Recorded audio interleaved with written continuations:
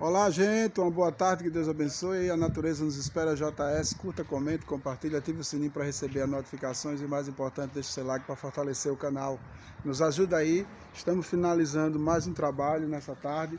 Que Deus abençoe a cada um de vocês. Então tá aqui, ó, serviço concluído para cada um de vocês. Então foi dessa forma que a gente finalizamos o nosso trabalho. Os meninos estão aqui já finalizando, ó, um lado. Essa é a última etapa. Então ficou dessa forma aqui. Então eu vou mostrar para vocês.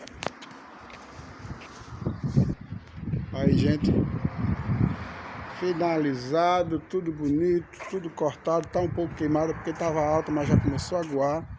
Tá toda molhadinha, então ficou dessa forma. Então que Deus abençoe a todos. Estamos finalizando nosso trabalho. E eu só tenho a agradecer o carinho de todos que se inscreve no nosso canal e nos ajuda por cada trabalho que é postado todos os dias. Gratidão a todos. Passe lá no Instagram, a Natureza nos espera JS, e nos ajude por cada trabalho que é postado no nosso canal.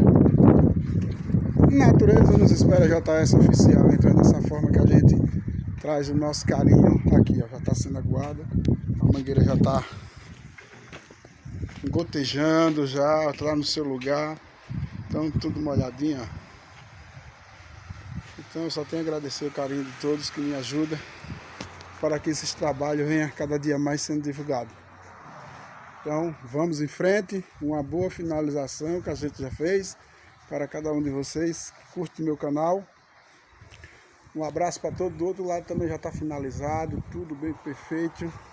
Deu trabalho, deu, mas quando a gente começa, a gente tem que finalizar. Então foi finalizado tudo. Que Deus abençoe cada um de vocês e até a próxima.